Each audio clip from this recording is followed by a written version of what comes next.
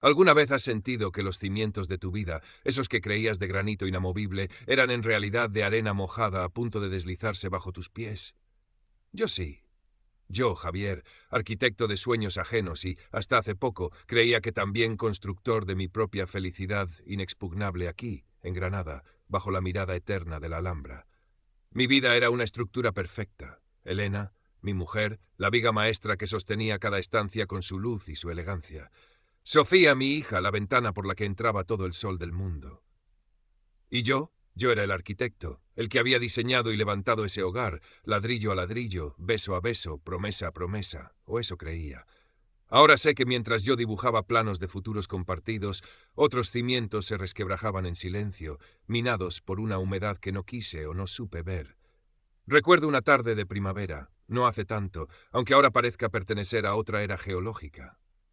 El aire olía a jazmín desde el jardín de mis padres Carmen y Antonio, donde habíamos comido.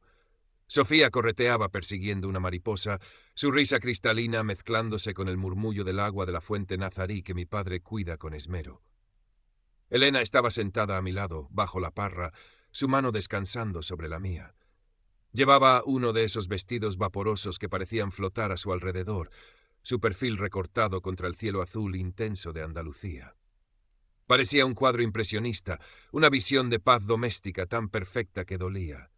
«¿En qué piensas, Javi?», me preguntó, su voz suave como el terciopelo. «En lo afortunado que soy», respondí, y lo sentía, Dios, cómo lo sentía. Ella sonrió, una de esas sonrisas suyas, luminosas y un poco enigmáticas, que siempre me habían parecido parte de su encanto. Hoy esa misma sonrisa se me aparece en sueños como una máscara grotesca. Elena trabajaba como gerente en una galería de arte contemporáneo en el centro. Un mundo sofisticado, lleno de eventos, artistas con egos inflados y mecenas discretos. Siempre admiré su desenvoltura en ese ambiente, tan diferente a mi mundo de planos, mediciones y polvo de obra. Sus horarios eran irregulares, a menudo tenía cenas de trabajo, viajes cortos para ferias de arte en Madrid o Málaga.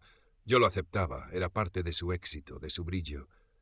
Mi trabajo también me absorbía, con visitas a obras que a veces me llevaban fuera un par de días. Confiaba, ¿por qué no iba a hacerlo? La confianza era el cemento que unía nuestra estructura. La primera grieta apareció de forma prosaica, en un extracto bancario. Revisaba las cuentas conjuntas, algo que hacía esporádicamente, más por rutina que por control. Un cargo elevado en un hotel de lujo en Sevilla. Recordaba que Elena había ido a Sevilla un fin de semana por una inauguración importante, pero ¿un hotel de esa categoría?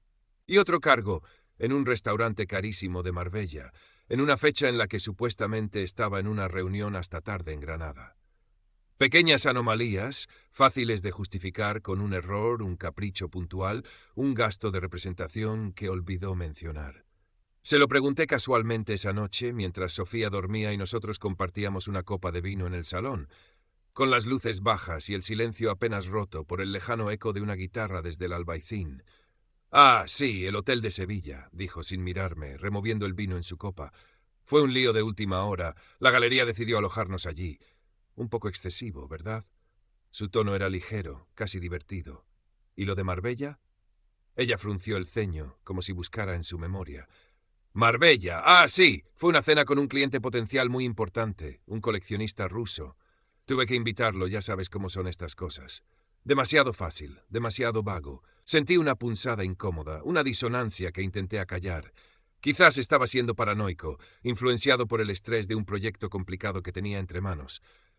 Claro, entiendo. Mentí. Y cambié de tema. Pero la semilla estaba plantada. Pocos días después, buscando unos documentos que Elena había guardado, abrí un cajón de su cómoda que raramente usaba. Debajo de una pila de pañuelos de seda algo brilló. Era un brazalete, de oro blanco, con pequeños diamantes incrustados. Exquisito, sin duda. Y caro, muy caro. No era mi estilo regalar algo así, ni tampoco el suyo habitual. Prefería piezas más artísticas, menos ostentosas. No recordaba habérselo visto puesto nunca. Lo cogí sintiendo su peso frío en mi mano. No había ninguna tarjeta, ninguna nota. ¿Un regalo de la galería? ¿De un artista agradecido? ¿Oh? La pregunta quedó suspendida en el aire viciado de mi cabeza. Volví a dejarlo donde estaba, cerrando el cajón con un cuidado excesivo, como si temiera despertar a una bestia dormida. Esa noche observé sus muñecas desnudas mientras cenábamos. No dije nada. El silencio empezaba a pesar más que las palabras.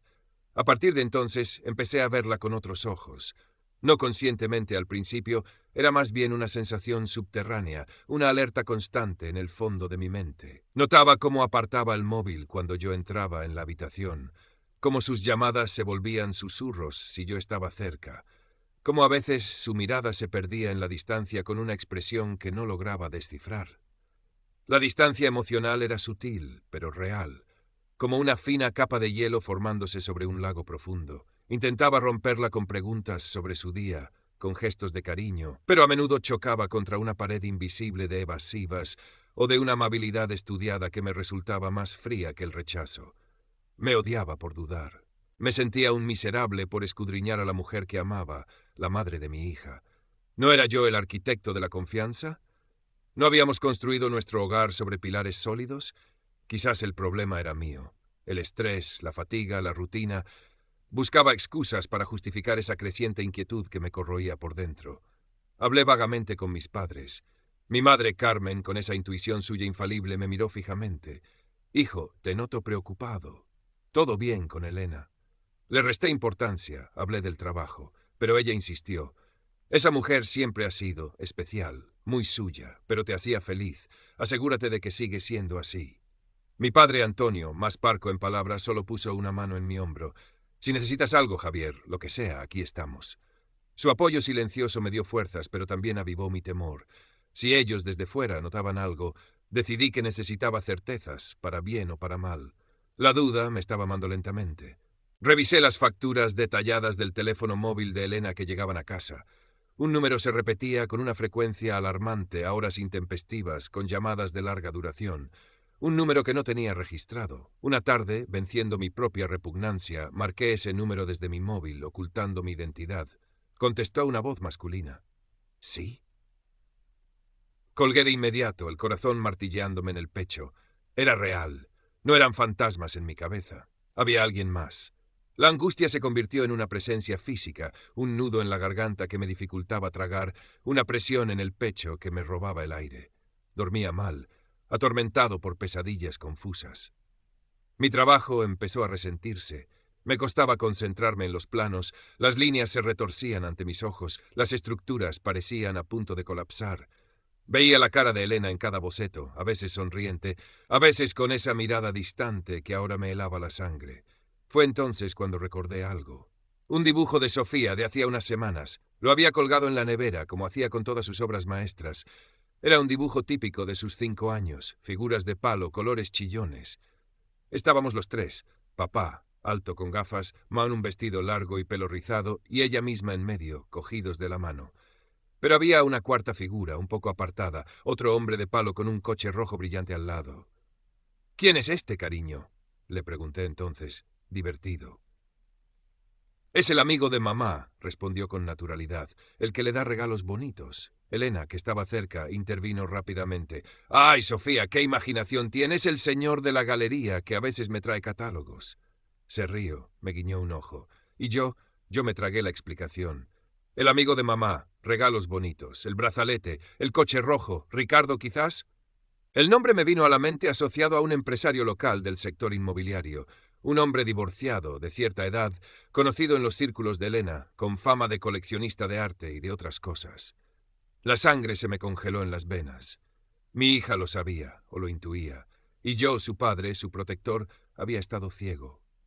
La culpa se sumó al dolor, una mezcla tóxica que amenazaba con ahogarme. Necesitaba pruebas irrefutables. La idea de instalar una grabadora o revisar su ordenador me repugnaba. Me parecía una violación intolerable de la intimidad, incluso en estas circunstancias. Pero estaba desesperado. Opté por algo menos invasivo, pero igualmente doloroso: revisar el historial de navegación del ordenador familiar que Elena usaba a menudo. Noches en vela, esperando a que ella durmiera profundamente, bajando al estudio con el sigilo de un ladrón en mi propia casa. Encontré lo que temía, y más. Correos electrónicos borrados pero recuperables de la papelera. Conversaciones en redes sociales con un perfil bajo el nombre de R. Reservas de hotel a nombre de Ricardo Velasco, que coincidían con los viajes de trabajo de Elena. fotos, no explícitas, pero sí íntimas. Ellos dos riendo en una terraza con vistas al mar, brindando en un restaurante elegante, la mano de él sobre la de ella. Y lo peor, referencias a un círculo social paralelo, a nuestros amigos, a eventos a los que yo nunca había sido invitado, a una vida entera que ella llevaba a mis espaldas. No era solo una aventura, era una doble vida meticulosamente construida. El mundo se derrumbó a mi alrededor. No era una grieta, era un socavón. La estructura perfecta de mi vida se había venido abajo, reducida a escombros y polvo. Sentí una náusea violenta, un frío glacial que me recorrió de pies a cabeza. Me apoyé en el escritorio, respirando con dificultad, mirando la pantalla como si fuera la sentencia de mi propia ejecución. El arquitecto había construido sobre terreno pantanoso y ahora se hundía con su obra. Pasé los siguientes días en una especie de niebla. Cumplía con mis obligaciones mecánicamente: llevar a Sofía al colegio, ir al estudio, hablar con clientes, cenar en silencio frente a Elena, cuya presencia ahora me resultaba insoportable, casi física en su falsedad.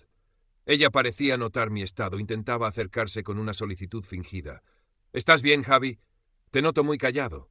Yo la miraba, intentando encontrar un rastro de la mujer que había amado, pero solo veía a una extraña con sus ojos. «Es el trabajo», murmuraba, incapaz de articular la tormenta que rugía dentro de mí. Necesitaba enfrentarla. Necesitaba la catarsis de la verdad, por dolorosa que fuera, pero no podía hacerlo delante de Sofía. Esperé a un viernes por la noche. Mis padres se habían llevado a Sofía a pasar el fin de semana con ellos a su casa de campo en la Alpujarra. La casa estaba en silencio, un silencio opresivo, cargado de electricidad.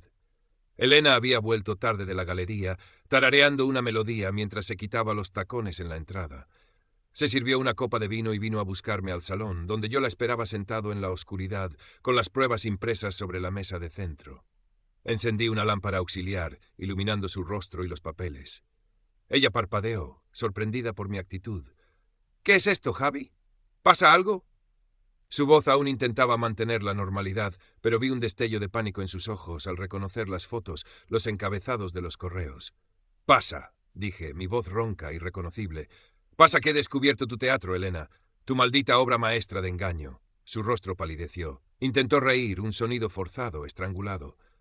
«Javier, no sé de qué hablas. ¿Has estado espiándome? ¿Te has vuelto loco?» «¿Loco?», repetí, levantando la voz por primera vez. Loco estaba por confiar en ti ciegamente. Loco por no ver lo que hasta mi hija intuía. Le lancé los papeles. «Explícame esto, explícame a Ricardo Velasco, explícame los viajes, los hoteles, los regalos, explícame esta vida paralela que llevabas mientras yo creía que construíamos algo juntos». Intentó negarlo al principio, con frases entrecortadas, buscando desesperadamente una escapatoria. Luego, acorralada por la evidencia, cambió de táctica. Minimizarlo. Fue una tontería, Javi. Un error. Estaba pasando por un mal momento. Me sentía sola. Tú siempre estabas trabajando. «No me culpes a mí de tu traición», estallé, poniéndome en pie, temblando de rabia y dolor. «No te atrevas a manchar lo nuestro para justificar tu mierda». Entonces llegó la última fase. El ataque, la victimización. «Quizás si fueras un hombre más ambicioso, si me dieras el nivel de vida que merezco, no tendría que buscar fuera», gritó, sus ojos lanzando chispas de veneno. «Ricardo me valora, me entiende, me da lo que tú no puedes». Cada palabra era una puñalada. Era como si la mujer que tenía delante no fuera Elena, sino un demonio que había poseído su cuerpo. La miré y por primera vez sentí algo más allá del dolor, un profundo y helado desprecio. La arquitecta de mi vida se había revelado como una demoledora. «Se acabó, Elena», dije, mi voz ahora extrañamente calmada, vacía. «Recoge tus cosas y vete de mi casa, vete de mi vida». Ella me miró, incrédula. Quizás esperaba que, como otras veces, su manipulación surtiera efecto. Pero algo se había roto definitivamente dentro de mí. Vio la determinación en mis ojos, la frialdad de mi resolución. Su máscara de ira se resquebrajó, dando paso al pánico desnudo. Intentó acercarse, llorar, suplicar. «Javi, por favor, no hagas esto. Pensemos en Sofía». Precisamente por Sofía, la interrumpí, apartándome de su contacto como si quemara. «No quiero que crezca en un hogar construido sobre mentiras. Vete, ahora». No sé cuánto tiempo duró esa noche. Las horas se fundieron en un torbellino de acusaciones, lágrimas, las suyas de cocodrilo, las mías internas, quemándome por dentro, y un silencio final más pesado que cualquier grito. Al amanecer, Elena se fue, llevándose un par de maletas y dejando tras de sí las ruinas de lo que una vez fue nuestro hogar. Me quedé solo en el salón devastado, contemplando los escombros de mi vida, sintiendo el eco de la frase de mi hija: el amigo de mamá. Los días siguientes fueron un borrón de trámites legales, conversaciones tensas con abogados y la dolorosa tarea de explicarle a Sofía, con palabras cuidadosamente escogidas, que mamá no viviría más con nosotros. Ver la confusión y la tristeza en sus ojos fue quizás el golpe más duro de todos. Mis padres fueron mi roca. Carmen se instaló prácticamente en casa, cuidando de Sofía, llenando el silencio con su presencia reconfortante, aunque indignada. Antonio venía cada tarde después del trabajo, se sentaba conmigo en silencio o me arrastraba a dar largos paseos por el Sacromonte, dejando que el aire fresco y las vistas de la Alhambra intentaran curar algo que parecía incurable. Decidí que la confrontación privada no era suficiente. Elena había construido una fachada pública impecable, y parte de mi necesidad de cerrar heridas era ver esa fachada derrumbarse. No por venganza pura, sino por una especie de justicia poética, por la necesidad de que la verdad saliera a la luz en el mundo que ella tanto valoraba. Unas semanas después, la Galería de Elena inauguraba una exposición importante. Sabía que Ricardo estaría allí, probablemente acompañado de su madre, Isabel Velasco, una figura influyente en ciertos círculos de Granada. Fui. Vestido con mi mejor traje, el que Elena me había ayudado a elegir para una boda el año anterior. Me sentía como un fantasma en mi propia piel. Entré en la galería abarrotada, el murmullo de las conversaciones, el tintineo de las copas, el olor a perfume caro. Todo me resultaba ajeno y hostil. Localicé a Elena rápidamente. Estaba radiante, como siempre, charlando animadamente con un grupo donde distinguí a Ricardo y a una mujer mayor de aspecto severo que supuse era Isabel. Me acerqué con calma, atravesando la multitud que se apartaba a mi paso, quizás intuyendo la tormenta que se avecinaba. Elena me vio llegar. Su sonrisa se congeló, sus ojos se abrieron con pánico. Ricardo frunció el ceño, incómodo. Isabel Velasco me miró con curiosidad distante. «Javier», balbuceó Elena, «¿qué haces aquí?» «He venido a devolverte algo», dije, mi voz clara y firme, aunque por dentro temblaba. Saqué el brazalete de diamantes del bolsillo de mi chaqueta. Lo dejé caer deliberadamente sobre la bandeja de canapés que sostenía un camarero cercano, produciendo un pequeño estruendo que silenció las conversaciones a nuestro alrededor. «Creo que esto pertenece a la colección Velasco. ¿No es así, Ricardo?» Ricardo palideció visiblemente. Isabel Velasco me lanzó una mirada glacial, luego se volvió hacia su hijo con una interrogación muda. Elena intentó decir algo, pero las palabras no le salían. Todas las miradas estaban puestas en nosotros. «Elena y yo nos estamos divorciando», continué, dirigiendo mi mirada a Isabel, pero asegurándome de que todos a nuestro alrededor escucharan. Resulta que mi esposa tenía intereses artísticos muy particulares fuera de nuestro matrimonio, intereses que, al parecer, compartía generosamente con tu hijo. Hice una pausa, saboreando el silencio tenso. «Espero que disfruten de la exposición». Me di la vuelta y salí de la galería, dejando atrás un murmullo creciente de escándalo y las miradas conmocionadas. No me sentí triunfante, solo vacío, pero había hecho lo que tenía que hacer. La verdad, por fea que fuera, había salido a la luz. La demoledora había sido expuesta en medio de su propio escenario. Los meses que siguieron fueron un lento y doloroso proceso de reconstrucción. El divorcio fue contencioso, como esperaba. Elena luchó con uñas y dientes por una compensación económica desorbitada y por la custodia compartida, utilizando todo tipo de artimañas y mentiras. Pero las pruebas de su doble vida y el testimonio, discreto pero efectivo, de algunas personas que presenciaron el incidente en la galería jugaron en mi contra. Finalmente obtuve la custodia principal de Sofía. Elena, según supe por terceros, lo perdió todo. La galería la despidió tras el escándalo. Ricardo, presionado por su madre y temeroso de ver su propia reputación manchada, la abandonó sin contemplaciones. Intentó acercarse a mis padres, a mí, con una última actuación de víctima arrepentida, pero Carmen la echó de casa con cajas destempladas. Incluso su propia madre, Dolores, que vino de Málaga alertada por el revuelo, pareció distanciarse tras conocer la magnitud del engaño. Se quedó sola, socialmente aislada, una arquitecta de su propia ruina. No sentí satisfacción, solo una profunda y amarga lástima por la persona en la que se había convertido, o quizás en la que siempre había sido. Ahora ha pasado casi un año. Sofía y yo vivimos en nuestra casa, que poco a poco vuelve a sentirse un hogar, aunque las cicatrices permanezcan visibles en las paredes invisibles de mi memoria. Mis padres siguen siendo un apoyo fundamental. Vienen a menudo, llenan la casa de risas, de olor a puchero, de normalidad. Mi trabajo sigue adelante, aunque la pasión ha sido reemplazada por una profesionalidad funcional.